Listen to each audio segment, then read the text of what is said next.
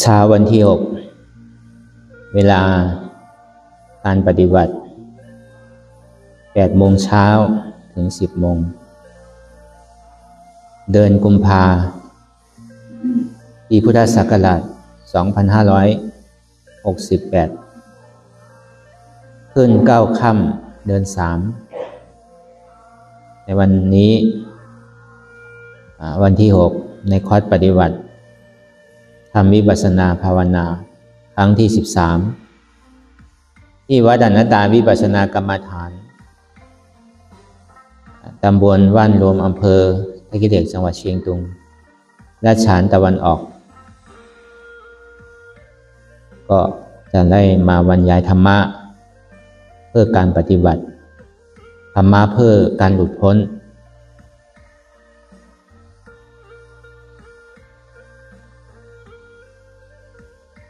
วิธีการปฏิบัติอนัตตาวิปัสสนากรรมฐานนี้ระยะแรกก็ให้เรานั่งขาขัดสมาธิขาขวาทับขาซ้ายก็ได้ขาซ้ายทับบนขาขวาก็ได้แล้วก็ไว้ตัวเราตรงๆไม่ต้องหย่อนเกินไปแล้วก็ไม่ต้องเอียงเกินไปแล้วก็มือ2 ขอนวางไว้บนตักหลับหูเนื้อเปิดหูยามปัญญาหลับตาเนื้อเปิดตายามปัญญาสิ่งไหนที่มันปรากฏขึ้นมานั้นให้เราวางที่ใจรู้หรือวางที่ผู้รู้จิตที่รู้ว่าทุกสิ่งทุกอย่างที่มันปรากฏขึ้นมานั้นให้เราวางเป็นอนัตตาก่อนที่เรายังไม่เห็นเจ็บยังไม่เห็นทุกข์ยังไม่เข้าใจอนัตตาก็ดูที่ลมหายใจเข้าออกเข้าเกิดออกตายเข้าเกิดออกหลับพองเกิดยุบตายเกิดตายเกิดตายบังคับไม่ได้อนัตตาสิ่งที่เราเน้นมาดูที่กายเน้นมาดูที่จิตเน้นมาดูที่ขันธ์ 5นี้ก็ให้เราพิจารณาว่ามีสิ่งไหนบ้างที่เราบังคับได้ที่เราเคยเห็นผิดดำริพิจารณาผิดมาตลอดว่ากายนี้เป็นเราจิตนี้เป็นเราเวทนานี้เป็นเราเพราะฉะนั้นมันเป็นเราจริงหรือเปล่าในกายของเรานี้ก็ให้เราไต่ตรองพิจารณาลงตั้งแต่รู้ความจำความมาจนถึงวันนี้นอกจากนั้นสิ่งที่เห็นได้ชัดแล้วก็เห็นได้ง่ายที่สุดก็คือลมหายใจเข้าออกเนี่ยมันทำงานปกติของมันเข้ามันออกอยู่ตลอดตั้งแต่เราจำความมาจนถึงวันนี้ว่าเราบังคับได้หรือเปล่าในกายของเรานี้แม้แต่ลมหายใจเข้าออกเราสั่งได้หรือเปล่าว่าเข้าแล้วอย่าให้มันออกออกแล้วอย่าให้มันเข้าสิ่งที่มันพองอยู่นั้นอย่าให้มันยุบสิ่งที่ยุบอยู่นั้นอย่าให้มันพองถ้าทำไม่ได้ก็ถ้ามันเข้าไปแล้วมันไม่ออกก็ต้องตายภาษาตรงๆก็ตายนะภาษาฟังให้มันง่ายหน่อยให้มันดูดีหน่อยก็คือหลับการตายกับหลับมันเป็นอันเดียวกันเกิดหลับเกิดตายเพราะฉะนั้นถ้าเมื่อใดลมหายใจมันหยุดก็คือต้องตายตราบใดที่ยังมันไม่หยุดยังมีลมหายใจเข้าออกอยู่ก็เราก็มีโอกาสเพื่อที่จะได้ปฏิบัติดีปฏิบัติชอบต่อไปเพราะฉะนั้นสิ่งที่พูดมานี้สิ่งที่บรรยายมานี้ก็คือให้เราพิจารณาดูในร่างกายของเรานี้ว่ามันไม่สามารถที่จะบังคับได้เลยมันไม่ใช่ตัวตนของเราเป็นอนัตตาคือความยึดมั่นถือมั่นเนี่ยไปยึดมั่นถือมั่นว่าเป็นกายของเราฉะนั้นถึงสละความยึดมั่นถือมั่นว่าไม่ใช่กายของเรา เ ไม่ใช่ตัวตนของเราสิ่งที่มันไม่ใช่ตัวตนหรือไม่ใช่กายของเราก็พิจารณาไตร่ตรองรู้ว่ามีสิ่งไหนบ้างที่เราสามารถที่จะบังคับได้เพราะฉะนั้นในสิ่งไหนก็แล้วแต่สิ่งที่เราพิจารณาแล้วก็สุดท้ายเราก็ต้องปล่อยวางก่อนที่จะปล่อยวางได้เนี่ยเราก็ต้องเกิดความสลดสังเวชว่าความเกิดความชราความเจ็บความตายเป็นทุกข์เพราะฉะนั้นให้รู้จักความอิ่มเบอร์หรือโกที่จะเกิดจะแก่จะเจ็บจะตายอีกเรียกว่าพยามยญาณหันไฟวัฏฏะสงสารเป็นทุกข์ไม่อยากจะเกิดจะตายอีกแล้วในวัฏฏะสงสารนี้พอมันมีกำลังโดนนั้นมันก็สามารถที่จะปฏิบัติหรือสละทิ้งได้ในกายหรือปล่อยวางได้ในความยึดมั่นถือมั่นเพราะฉะนั้นอันดับแรกก็คือเราก็พิจารณาตรงจิตก็ได้ตรงกายก็ได้เพราะว่าถ้ามันยังไม่เห็นเจ็บยังไม่เห็นทุกข์เนี่ยจิตมันจะฟุ้งไปเรื่อยเปื่อยจิตเนี่ยมันคิดไปเรื่อยเปื่อยหรือบางทีก็ที่เรื่องอดีตที่ผ่านมาส่วนใหญ่จะเอาเรื่องอดีตที่ผ่านมาเนี่ยเอามาแบบเป็นทุกข์เป็นกองทุกข์แล้วก็หวังอนาคตข้างหน้าหวังจะได้ดีหรือหวังจะดีกว่านี้ก็มุ่งหวังไว้มีความปรารถนาว่าอนาคตข้างหน้าเนี่ยอาจจะดีคือความหวังไว้เรื่องอนาคตแต่บางทีเรานั่งอยู่มันก็เฉยอยู่แบบนั้นไม่เห็นอะไรเลยก็มีบางทีนั่งอยู่ก็มันไปเรื่อยเปื่อยไม่รู้ว่าจะดูแบบไหนจิตมันไปเรื่อย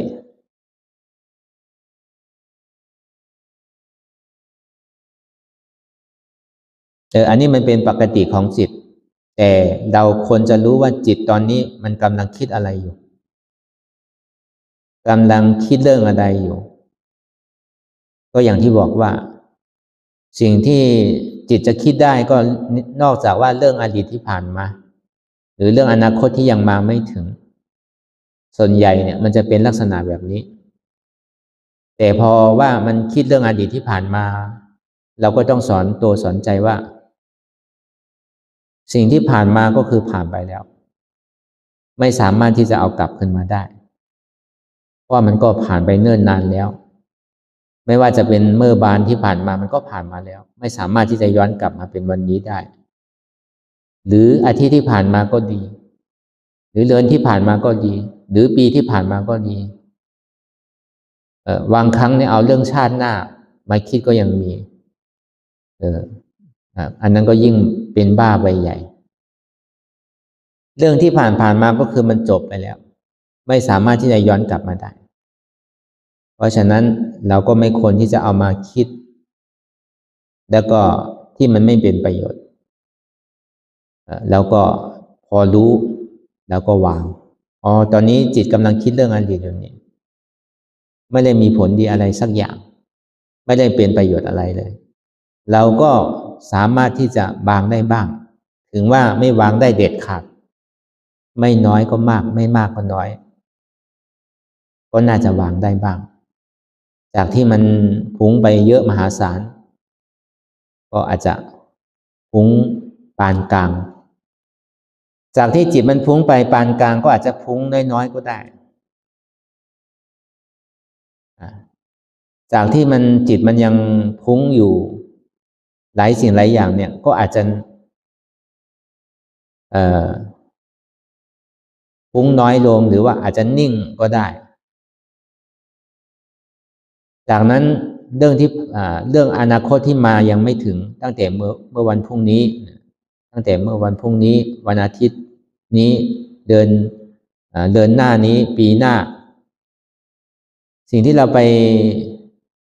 ที่เรื่องอนาคตเนี่ยความหวังที่เรากำลังคิดอยู่ดูอยู่ในเรื่องอนาคตเนี่ยไม่มีใครสามารถที่จะรู้ได้ว่าอนาคตข้างหน้าจะเป็นยังไงจะเป็นแบบไหน คราวนี้เราก็ต้องมาสอนจิตสอนความคิดของเราว่าอนาคตข้างหน้าเนี่ยมันเหมือนคนกำลังนอนหลับพอเปิดตาหรือลืมตาไม่เห็นอะไรหายหมดเพราะฉะนั้นเรื่องอนาคตเนี่ยมันเหมือนความหวังล้มๆแรงๆมันไม่ได้มีแก่นมีสารอะไรมันไม่ได้เป็นความจริงเรื่องอนาคตข้างหน้าส่วนใหญ่จะเอาเรื่องทุกข์อดีตข้างหลังเนี่ยมาพิจารณาเป็นเรื่องทุกข์แล้วก็จะเอาเรื่องอนาคตเนี่ยมาพิจารณาเป็นความสุขคือความหวังว่ามันจะดีหรือว่ามันจะสุขแต่พอมันนึกอีกทีหนึ่งเนี่ยมันเหมือนเรากำลังนอนอยู่พอเราไปคิดถึงเรื่องอดีตที่ผ่านมาก็เหมือนกับเรากำลังตายเอาของตายมาคิดก็เลยว่าไม่ได้มีประโยชน์อะไรสักอย่างเพราะฉะนั้นสิ่งที่เรากำลังเห็นอยู่เนี่ยพอมันเฉยก็ไม่ได้สิ่งที่เราเห็นอยู่เนี่ยเราก็ต้องพิจารณาตามความเห็นที่มันปรากฏอยู่หรือสิ่งที่เราพิจารณาไปเรื่อยเปื่อยโดยไม่เห็นก็ไม่ได้มันก็เหมือนอวิชชาหรือความบอดเพราะฉะนั้นในวิปัสสนาเนี่ย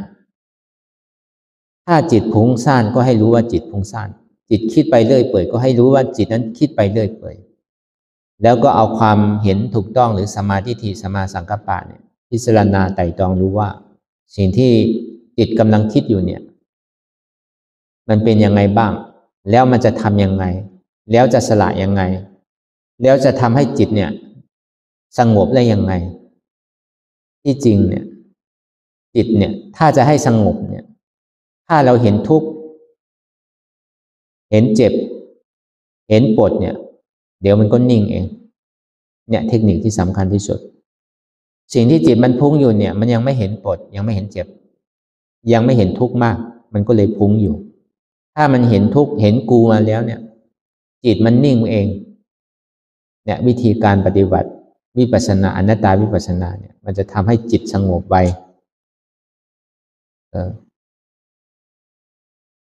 ไม่ใช่ว่าเพื่อปฏิบัติเพื่อให้จิตสงบหรือให้มีสติมากไม่ใช่เพื่อที่จะให้เกิดปัญญาเพราะศีลเนี่ยมันจะทำให้กายเราสะอาดจิตเราสะอาดสมาธิเนี่ยมันจะทำให้จิตเรานิ่งกายเรานิ่งแต่วิปัสสนาเนี่ยมันจะทำให้ปัญญาเราเกิดการที่จะตัดขาดกิจของกิเลสเนี่ยมันก็ต้องใช้ปัญญาอาวุธที่ไหนก็แล้วแต่ไม่สามารถที่จะตัดกิเลสได้ไม่ว่าอาวุธจะทันสมัยแค่ไหนก็แล้วแต่ไม่ว่าอาวุธอยู่ในสวรรค์หรืออยู่ในพรหมในจักรวาลทั้งหมดเนี่ยไม่สามารถที่จะประหารกิเลสได้นอกจากปัญญาสัมมาทิฏฐิสัมมาสังกัปปะความเห็นถูกต้องความพิจารณาถูกต้องถึงจะสามารถประหารกิเลสได้อันนี้เราอธิบายเรื่องจิตเพราะฉะนั้นถึงที่สุดเนี่ยมันก็ควรจะมีคำถามว่าทำไมจิตถึงเป็นอย่างนี้เนาะทำไมจิตถึงไม่สงบทำไมจิตถึงว้าวุ่นจิตไปเรื่อยเปื่อยเพราะชั้นไหนจิตถึงเป็นแบบนี้ก็เป็นเพราะว่าจิตนี้เราไม่บังคับได้จิตนี้ไม่ใช่ตัวตนของเราจิตนี้ไม่ใช่เรามันเป็นอนัตตาเพราะฉะนั้นเราจะไปหวังพึ่งจิตก็ไม่ได้หวังพึ่งกายก็ไม่ได้เพราะฉะนั้นถึงสละความยึดมั่นถือมั่นในกายได้ในจิตสามก็คือเวทนาสิ่งที่ของคนทางโลกกำลังแสวงหากันอยู่เนี่ยแสวงหาเพื่อความรวยแสวงหาเพื่อความสุขแสวงหาเพื่อเกียรติยศเพื่อชื่อเสียงเขาก็คิดว่ามันเป็นความสุขที่แท้จริงแต่ที่จริงสุดท้ายมันก็มีลาภเสริมลาภมียศเสริมยศมีทุกข์มีสุขมีหัวเราะมีร้องไห้สุดท้ายมันก็ไม่พ้นในโลกธรรมมันก็เปลี่ยนไปตามนั้นสิ่งที่เราหวังไว้พอมันไม่ได้ดั่งใจมาก็เป็นทุกข์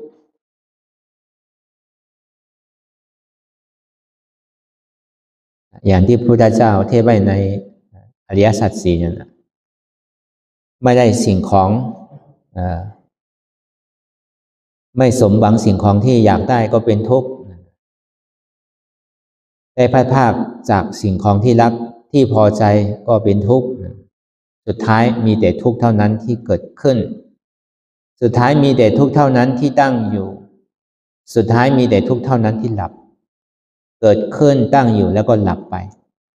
แม้แต่สุขก็เหมือนกันเกิดขึ้นตั้งอยู่แล้วก็หลับไปอุเบกขาก็คือเกิดขึ้นตั้งอยู่แล้วก็ดับไปเช่นกันในเวทนาสามเนี่ยมันมีทุกขเวทนาสุขเวทนาอุเบกขาเวทนาเพราะฉะนั้นจะไปพึ่งสิ่งไหนก็ไม่ได้จะไปกลัวสิ่งไหนมากก็ไม่ได้จะไปกลัวทุกข์ก็คือเกิดขึ้นตั้งอยู่แล้วก็ดับไปเช่นกันแม้แต่ความสุขที่เราเคยได้สัมผัสมันก็มีการเกิดขึ้นตั้งอยู่สุดท้ายก็ต้องดับไปในอุเบกขานั่นก็เหมือนกันอุเบกขานั่นก็คือเกิดขึ้นตั้งอยู่แล้วก็ดับไปความหมายของเวทนานั้นเช่นว่าเสียงที่เราได้ยินอยู่ถ้าเราพอใจในเสียงนั้นก็คือเป็นสุขเวทนาถ้าเราไม่พอใจในเสียงที่เราได้ฟังอยู่นี้ก็เป็นทุกขเวทนาฟังก็ได้ไม่ฟังก็ได้นี่เป็นอุเบกขาเวทนาสิ่งที่เราเห็นรูปถ้าเราพอใจก็เป็นสุขเวทนาถ้าไม่พอใจก็เป็นทุกขเวทนาพอใจไม่พอใจอยู่ครึ่งกลางนั่นเป็นอุเบกขาเวทนากลิ่นที่เราได้ลมอยู่นี้ถ้าเราคิดว่ามันหอมก็เป็นสุขเวทนาถ้าคิดว่ามันเหม็นก็เป็นทุกขเวทนาไม่เหม็นไม่หอมก็คือเป็นอุเบกขาเวทนาลิ้นที่เราได้สัมผัสถ้าเราชอบกินก็เป็นสุขเวทนาถ้าไม่ชอบกินก็เป็นทุกขเวทนากินก็ได้ไม่กินก็ได้เป็นอุเบกขาเวทนาร่างกายที่เราได้สัมผัสอยู่ถ้าเราชอบในร่างกายนั้นนุ่มบ้างอ่อนบ้างอย่างเช่นเสื้อผ้าที่เราใส่หรือสิ่งที่เราได้สัมผัสถ้าเราชอบก็เป็นสุขเวทนาถ้าเราไม่ชอบก็เป็นทุกขเวทนาใส่ก็ได้ไม่ใส่ก็ได้อย่างนี้เป็นอุเบกขาเวทนาแต่สิ่งทั้งหลายทั้งปวงเนี่ยหูก็มีหน้าที่ที่จะได้ฟังเสียงเท่านั้นเองรู้จักลีลาหูไม่มีหน้าที่ที่จะรู้สิ่งที่คนรับรู้ก็คือจิตรู้ว่าทุกข์หรือว่าไม่ทุกข์รู้ว่าพอใจหรือไม่พอใจจิตที่มันไปรับรู้ว่าฉันพอใจก็เป็นสุขเวทนาฉันไม่พอใจฉันไม่ชอบก็เป็นทุกขเวทนาถ้าอยู่กลางๆก็เป็นอุเบกขาเวทนาอันนี้ในเวทนาสามในเสียงรูปกลิ่นรสโผฏฐัพพะสัมผัสในอายตนะทั้งหมดคราวนี้มันเป็นบ่อที่ให้เกิดกิเลสสิ่งที่เราได้ยินอยู่นี้สิ่งที่เราได้เห็นอยู่นี้สิ่งที่เราได้ดมได้ลิ้มรสหรือได้สัมผัสสิ่งที่เราได้พอใจอยู่นี้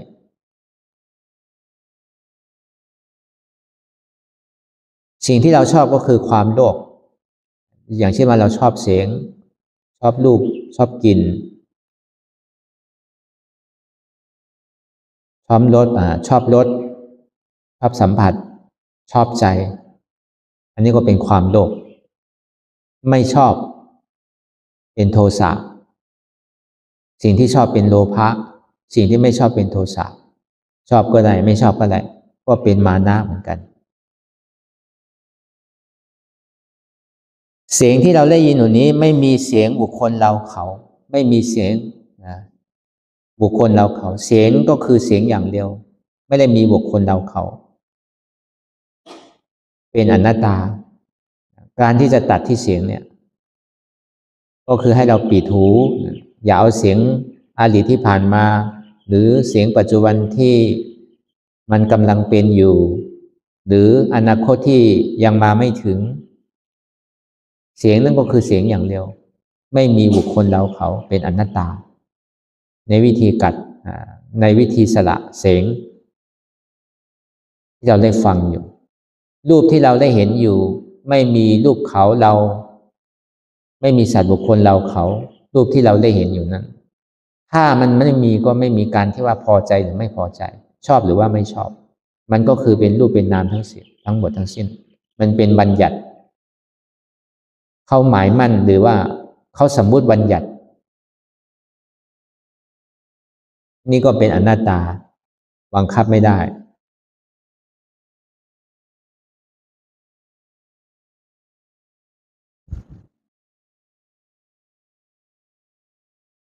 กลิ่น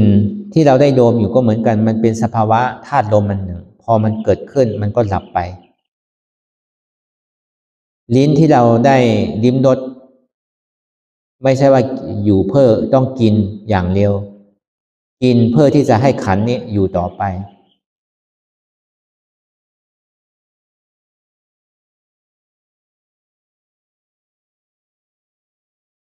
อย่างตัวที่เราได้สัมผัสก็เหมือนกันอย่างเช่นเสื้อผ้าที่เรานุ่งที่เราห่มอยู่ห่มสำหรับเพื่อที่จะกันขวางสิ่งที่ไม่สวยไม่งามไม่ใช่ว่าสิ่งที่เรานุ่งเราไว้เราห่มตรงนี้เพื่อที่จะอดเพื่อที่จะแสดงว่าฉันนุ่งของสิ่งที่มีคุณค่านะฉันนุ่งแบบสิ่งที่มียี่ห้อนะไม่ใช่นุ่งสำหรับเพื่อที่จะวังหรือกั้นสิ่งของที่มันไม่น่าดูน่าเห็น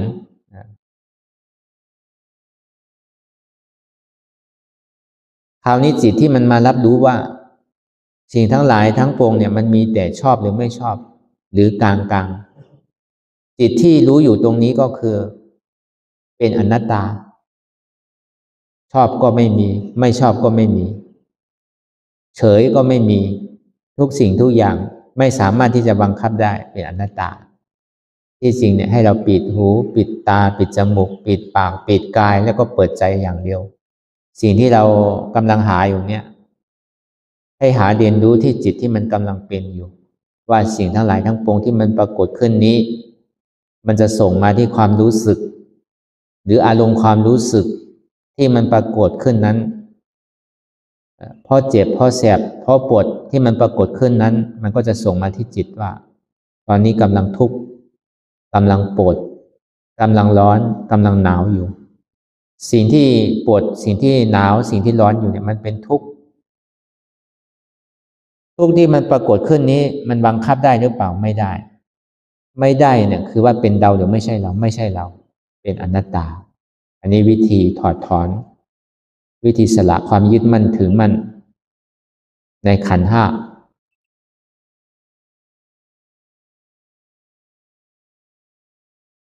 ในยุคสมัยที่เรา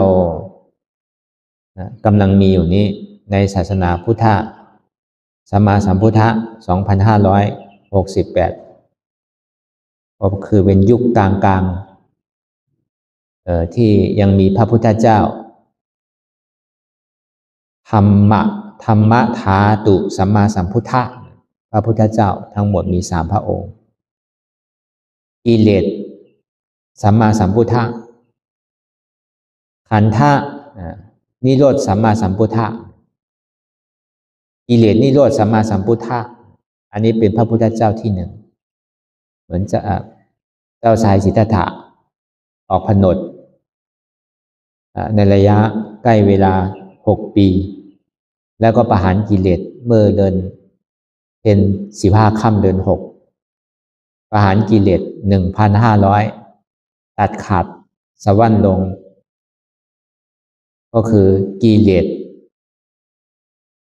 นิโรธสัมมาสัมพุทธะอันนั้นเราก็ไม่ได้เจอเราไม่ได้พบไม่ได้เห็นก็แค่ได้ยิน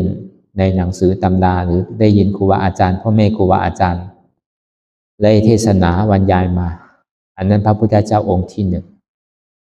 ก็ในกิเลสสัมมาสัมพุทธะเนี่ยก็อยู่ได้ประมาณ45 พรรษาก็ ก็เอาปรินิพพานไปอันนั้นเรียกว่าถ้ายังมีขันธ์อยู่ก็คือกิเลสนิโรธกิเลสนิโรธสัมมาสัมพุทธะ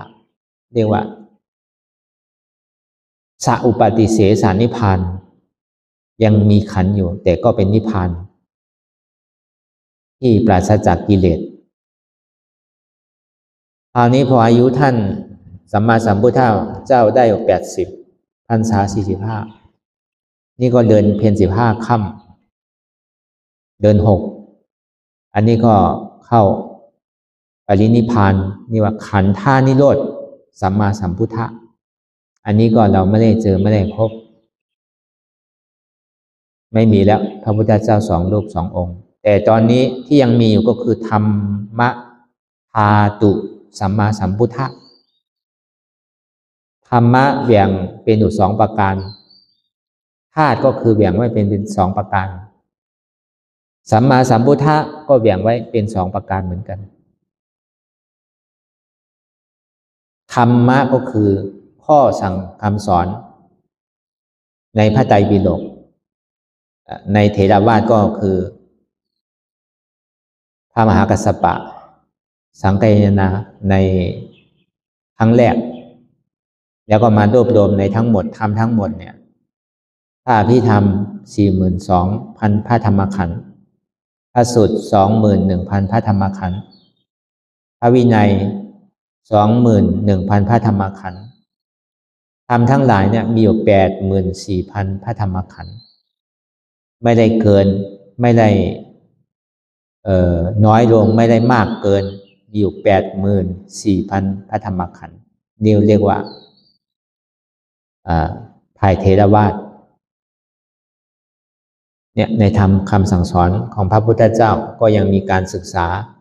ในปริยัติเขาเรียกว่าขันธาธุระศึกษาในปริยัติจนนักธรรมชั้นตรีชั้นโทชั้นเอกแล้วก็ประโยค1ประโยค2จนถึงประโยค9อันนี้ก็ยังมีอยู่ก็ยังมีผู้ศึกษายังมีหลักฐานในพระไตรปิฎกก็ยังมีอยู่จนถึงวันนี้นี่เรียกว่าขันธาธุระหรือปริยัติในธรรมที่เป็นหนังสือที่สามารถที่จะเรียนรู้แล้วก็ศึกษาได้ถ้าในธรรมะในปรมัตถ์หรือปรมัตถสัจจะคือธรรมทั้งหลายเนี่ยเป็นอนัตตาถ้าเราได้ยินได้ฟังว่าขันธ์5เป็นอนัตตาได้ยินที่ไหนก็แล้วแต่นั่นแหละธรรมะของปรมัตถสัจจะธรรมะธาตุธาตุมีอยู่2 จำพวกธาตุที่จะเป็นรูปธรรมกับธาตุที่เป็นนามธรรมเหมือนเมื่อกี้ก็เหมือนกันธรรมก็มี2ธรรมที่เป็นรูปธรรมกับธรรมที่เป็นนามธรรมถ้านามธรรมเนี่ยต้องปฏิบัติแต่ถ้าเป็นรูปธรรมเนี่ยต้องศึกษาในธาตุก็เหมือนกันธาตุที่เป็นรูปธรรมก็คือสักขีพยานที่พระธาตุของพระสัมมาสัมพุทธเจ้าที่ยังมีอยู่อย่างเช่นพระเจ้าอาโศกมหาราชที่เผยแผ่ในธาตุของพระพุทธเจ้าเนี่ยให้พระอรหันต์ไปเผยแผ่ทุกมาตั้งแต่สุวรรณภูมิก็มีทุกที่ทุกทางอย่างเช่นที่รัชฉานก็จะมีที่เมยต่อเมืองกึ๋งตาดกูสวยตะกงมีหลายๆที่หลายๆทางอยู่อย่างเช่นประเทศไทยว่านครปฐมภูเขาทองที่กรุงที่กรุงเทพนะแล้วก็ที่เชียงใหม่ก็ดอยสุเทพหรือที่เชียงรายก็ลอยตุงอย่างเงี้ยยังมีพระธาตุที่ให้คนทั้งหลายเนี่ยไปกราบไหว้บูชาอยู่หรือสิ่งที่เห็นได้ชัดๆก็คือฟันของพระพุทธเจ้าที่ยังมีอยู่ในประเทศจีนหรือศรีลังกาอันนี้เขาเรียกว่าในธาตุที่เป็นรูปธรรม ถ้าเป็นธาตุในนามธรรมก็คือที่เรามาหลับตาเนื้อเปิดตายานปัญญาพิจารณาดูในร่างกายว่าสิ่งที่มันเจ็บแสบปวดร้าวสั่นคลอนยกไหวเนี่ยอันนี้มันเรียกว่าวายโยธาตุวายโยธาตุก็คือธาตุลมสิ่งที่ร้อนอยู่สิ่งที่หนาวอยู่สิ่งที่กำลังเย็นอยู่กำลังอุ่นอยู่อย่างนี้อันนี้เป็นเตโชธาตุก็คือธาตุไฟสิ่งที่เห็นความหนักความแข็งความอ่อนความนุ่มความเบาเนี่ยอันนี้เป็นปฐวีธาตุธาตุดินสิ่งที่มันกำลังปรากฏขึ้นว่ามันแข็งมากหนักมากเนี่ยคือเป็นทุกข์พอมันเบาลงพอมันอ่อนลงก็เป็นสุขอันนี้เขาเรียกว่าสภาวะของธาตุดินปฐวีธาตุสภาวะของธาตุน้ำก็คือเกิดหลับเป็นธาตุน้ำชนิดหนึ่งธาตุน้ำในปรมัตถ์หรือธาตุน้ำในนามธรรมที่มันเกิดยันดับแล้วเกิดหรือซึมซับเอิบอาบอันนี้มันเป็นสภาวะลักษณะของธาตุน้ำเป็นอาโปธาตุแต่สิ่งที่เราเห็นเจ็บเห็นหนาวเห็นสภาวะธาตุดินน้ำลมไฟเนี่ยพอเราสังเกตดูเนี่ยกายเราอยู่ที่ไหนไม่มีแล้วจิตที่เราอยู่ที่ไหนก็ไม่มีแล้วที่เราคิดว่ามันเป็นเวทนาของเราก็ไม่มีแล้วสิ่งทั้งหลายทั้งปวงเนี่ยคือมันเป็นธาตุมีแต่ธาตุดินน้ำลมไฟที่มันปรากฏขึ้นสิ่งที่มันเป็นอยู่นี้มันไม่ใช่ตัวตนเราเขาไม่ใช่บุคคลเราเขามันเป็นอนัตตาถ้าเราไปเห็นแบบนี้คือเราเห็นธาตุเรียกว่าเห็นธรรมธาตุที่มันปรากฏขึ้นที่จิตที่กายอันนี้ธรรมธาตุสัมมาสัมพุทธะก็มีอยู่2ชนิดเหมือนกันอย่างเช่นว่าพุทธะในรูปธรรมกับพุทธะในนามธรรมพุทธะในรูปธรรมก็คือสิ่งที่เราเห็นพระพุทธรูปที่เขาปั้นกันอยู่บางทีก็เอาปูนปั้นบางทีก็หล่อเป็นโลหะบางทีก็แกะสลักเป็นหินบางทีก็เอาไม้มงคลหรือไม้สักไม้หอมมาแกะเป็นพระพุทธรูปอันนี้เขาเรียกว่าพุทธรูปในรูปธรรมถ้าคนไทยทำก็จะทำลักษณะคล้ายๆเหมือนไทยถ้าคนไทยใหญ่ทำก็จะทำคล้ายๆเหมือนคนไทยใหญ่หรือพม่าทำก็จะทำคล้ายๆเหมือนหน้าพม่าหรืออินเดียแขกเขาทำก็จะทำเหมือนอินเดียหรือแขกหรือคนจีนทำก็เหมือนกันเวียดนามหรือกัมพูชาหรือลาวเขาก็จะทำลักษณะรูปร่างเหมือนในประเทศเขาอันนี้เขาเรียกว่ารูปธรรมที่สามารถที่บ่งบอกว่าอันนี้เป็นพระพุทธเจ้าในรูปธรรมแต่ถ้าในเป็นนามธรรมจริงๆก็คือสัมมาทิฏฐิสัมมาสังกัปปะสัมมาทิฏฐิเห็นทุกข์สัมมาสังกัปปะพิจารณาทุกข์นี้เป็นอนัตตาสัมมาทิฏฐิเห็นเหตุทุกข์สัมมาสังกัปปะพิจารณาเหตุทุกข์วางเป็นอนัตตาถ้าเรามาเห็นแบบนี้อันนี้เรียกว่าสัมมาสัมพุทธะธรรมะอนัตตาพาตุเห็นธาตุดินน้ำลมไฟ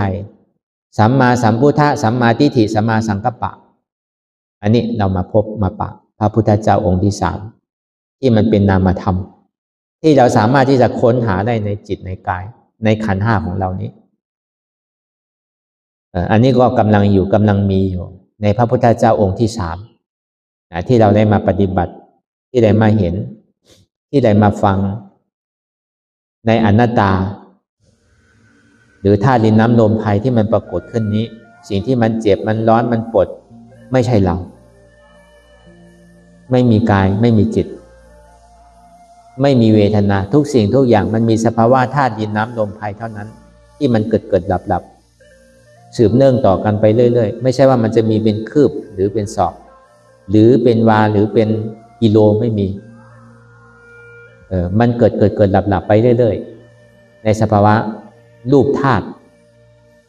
คราวนี้นามธาตุก็คือความรู้สึกว่ามันเจ็บมันร้อนมันหนาวไม่ใช่ว่ามีจิตหรือมีใจแต่มีแค่ความรู้สึกว่ามันเจ็บมันหนาวสิ่งที่มันเจ็บมันหนาวอย่างนี้ไม่ใช่จิตของเรา มันเป็นธาตุดินธาตุน้ำธาตุไฟธาตุลมบังคับไม่ได้เป็นอนัตตาคราวนี้เวทนาธาตุเพราะมันพึ่งในรูปธาตุกับนามธาตุมันถึงจะเกิดเป็นเวทนาทุกข์สุขอุเบกขาทุกขเวทนาก็หนักบ้างแข็งบ้างร้อนหนาวก็หนาวเกินหนักก็หนักเกินปวดก็ปวดมากเจ็บก็เจ็บมากแสบก็แสบมากอันนี้เป็นทุกขเวทนาคราวนี้พอมันเบาไปหมดเป็นสุขเวทนาพอมันอ่อนจากที่มันแข็งเนี่ยมันก็อ่อนไปก็เป็นสุขเวทนาจากที่มันเกิดมันดับไปก็เป็นสุขเวทนาสิ่งที่มันซึมอยู่นั้นมันก็เป็นสุขเวทนา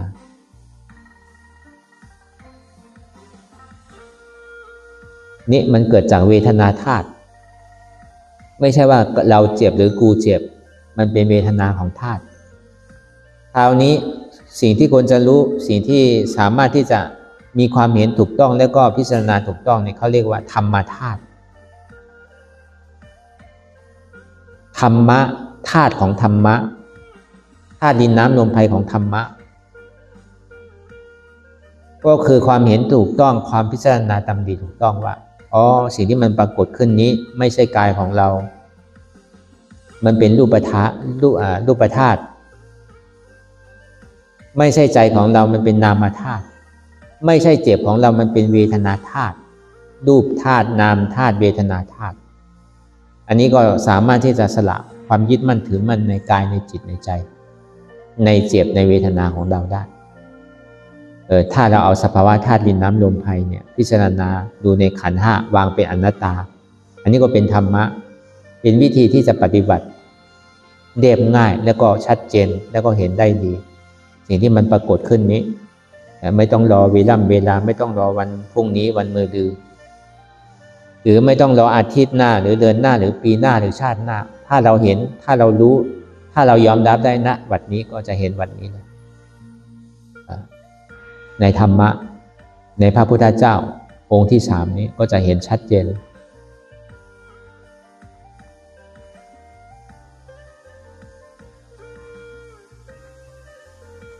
ไม่อยากเห็นเจ็บก็ไม่เห็นธรรมไม่อยากเห็นธรรมก็ไม่เห็นพระพุทธเจ้าไม่อยากรู้เจ็บรู้ทุกข์ก็ไม่รู้จักธรรมไม่รู้จักพระพุทธเจ้าไม่รับเจ็บไม่รับทุกข์ก็ไม่รับธรรมไม่รับธรรมก็ไม่รับพระพุทธเจ้าเพราะฉะนั้นผู้ใดเห็นทุกข์ผู้นั้นเห็นธรรมผู้ใดเห็นธรรมผู้นั้นเห็นพระพุทธเจ้าแปลว่าถ้าเห็นทุกข์ก็เห็นพระพุทธเจ้าถ้ารู้ทุกข์ก็รู้จักพระพุทธเจ้าถ้ายอมรับทุกข์ได้ก็ยอมรับพระพุทธเจ้าเพราะฉะนั้นก็ให้เราพิจารณาไตร่ตรองดูสิ่งที่มันปรากฏขึ้นนี้เจ็บบ้างร้อนบ้างหนาวบ้างปวดบ้างพอเห็นอ๋อไม่ใช่เราไม่ใช่ตัวตนของเราอนัตตาถ้ามีเห็นว่าไม่ใช่กายเราถ้ามันเจ็บที่ขาไม่ใช่ขาเราเป็นอนัตตาพอมันเจ็บที่เอวก็เอวนี่ก็ไม่ใช่เราอนัตตาพอมันเจ็บที่ก้นก็ไม่ใช่เราอนัตตาพอมันปวดที่หัวนี่ก็ไม่ใช่เราเป็นอนัตตาพอมันมาที่จิตใจยอมรับไม่ได้ใจที่มันกำลังปวดร้าวอยู่ใจนี่ก็ไม่ใช่ของเราสิ่งที่ปวดร้าวอยู่นี่คือมันเป็นทุกข์ถ้าไม่มีใจก็คงไม่มีทุกข์ถ้าไม่มีกายก็ไม่มีทุกข์ถ้าเรายึดมั่นถือมั่นว่ามีกายมีใจก็มีทุกข์เจ็บนี่ก็ไม่ใช่ของเราเป็นอนัตตาก็ให้เราพิจารณาอย่างนี้ไปเรื่อยๆพิจารณาจนเจ็บนั้นหายพิจารณาจนทุกข์นั้นหายตัดจนอัตตานั้นจบขาดลงสิ่งทั้งหลายทั้งปวงที่มันปรากฏขึ้นนี้ก็ให้เราพิจารณาวางเป็นอนัตตาไม่ใช่เราไม่ใช่กายเราอนัตตาพอมาที่จิตนี่ก็ไม่ใช่เราอนัตตาพอมาที่เจ็บนี่ก็ไม่ใช่เราอนัตตาให้เราพิจารณาอย่างนี้ไปเลยสิ่งที่เห็นสิ่งที่พิจารณาเนี่ยให้มันสม่ำเสมอกันสิ่งที่เราเห็นอยู่ก็ควรจะพิจารณาไปสิ่งที่เรากำลังพิจารณาอยู่ก็ให้มันเห็นแล้วก็พิจารณาแล้วก็เห็น เห็นทุกข์พิจารณาทุกข์เป็นอนัตตาเห็นเจ็บพิจารณาเจ็บนั้นเป็นอนัตตาทำอย่างนี้ไปเรื่อยๆในระยะเวลา8 โมงจนถึง10 โมงเนี่ยทำอย่างนี้ไปเรื่อยๆเหมือนเรากำลังเดินทางถ้าไม่ถึงเป้าหมายก็อย่าไปแวะซ้ายแวะขวาไปเรื่อยๆเป้าหมายเป็นสิ่งสำคัญมันจะเป็นยังไงจะรับได้ไม่รับได้ก็ช่างมันก็ไปเรื่อยๆอัตตาว่างอนัตตาว่างก็ไม่เป็นไรแต่สิ่งสำคัญที่สุดแต่ถ้าเรานั่งไปแล้วเนี่ยเป็นยังไงก็แล้วแต่ก็ให้มีความอดทนมันจะได้เห็นสัจจะความจริงอันสูงสุดก็พิจารณาไปเรื่อยๆ